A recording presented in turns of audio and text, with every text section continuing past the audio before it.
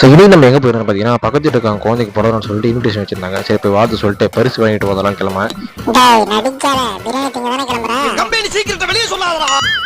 உள்ள வந்து கேக் வச்சிருந்தாங்க. யாரை வெட்டி தர நானே வெட்டி வேலை போட்டுக்கிட்டேன். சரி வந்த வேலை பார்ப்போம்னு சொல்லிட்டு சம்பவம் நடக்க அடுத்து கிளம்பி அங்கே போனால் இலையை போட்டு ரொம்ப வெயிட் பண்ணி வச்சிட்டாங்க. சீக்கிரம் வாடா பசிக்குது என்னுடைய அவ்வளோ ஒரு கடவுள் கேட்டதுனால டக்குனு பிரியாணி அனுப்பிச்சு பிரியாணியை பார்த்தோட கட்டில் எனக்கு ஒரு ஒளிவட்டம் வந்துருச்சு. நம்ம வீட்டு ஃபங்க்ஷன் வந்திருக்கனால மூடிட்டு தின்னுட்டு போயிடணும். ஹோட்டலுக்கு வந்து ரிவ்யூலாம் பண்ணிட்டு இருக்காது. இருந்தாலும் பிரியாணி நல்லா இருந்துச்சு. ஜம்முன்னு சாப்பிட்டு ஜில்லுன்னு ஒரு ஐஸ்கிரீம்ல பந்தி முடிச்சிட்டேன். சரி வந்தாலும் முடிச்சுட்டு கிளம்பாலும் கீழே வந்தா பஞ்சு போட்டு பாப்கார்ன் வச்சிருந்தாங்க. சாப்பிடுறதுக்கு மூடுல கூட வெறும் தாண்டி போக மனசெல்லாம் ஒரு பாப்கார்ன் வாங்கிட்டேன். அப்புறம் அப்படியே பஞ்சு மூட்டை செக்ஷன் வந்தேன். பஞ்சு மூட்டை சாப்பிடுறதுக்கு மூடுல ஆனந்த மிஷின் எப்படி சுத்துன்னு பாக்குறதுக்கு அண்ணன் ஒரு காட்டன் கேண்டி அப்படின்னு ஆர்டர் போட்டு வெயிட் பண்ணிக்கிட்டு இருந்தேன். இவங்க சைனாக்கார இன்ஸ்டா கலர் பூ டிசைன் செய்வாங்க. அந்த மாதிரி பஞ்சு மட்டும் செய்ய மாட்டாங்க போல. சரி இது நம்ம ஒரு லோக்கல் பஞ்சு மிட்டாய் சொல்லிட்டு வாங்கி வாயில போட்டுக்கிட்டு நான் ஏற்கனவே சொன்ன மாதிரி பாப்கார்ன் சாப்பிட மூடு நல்லா வாங்கின பாப்கார்ன் வேஸ்ட் பண்ணக்கூடாது சூட்டி பாக்கெட் வச்சுக்கிட்டாங்க. அந்த கிளம்பிட்டேன். இந்த மாதிரி நல்ல ஆர்டர் தேடி போய் பெய்யுமா அந்த மாதிரி நான் ஃபங்க்ஷன் வர தெரிஞ்சுக்கிட்டு இந்த மாதிரி என் பின்னாடி வந்துருச்சு போல.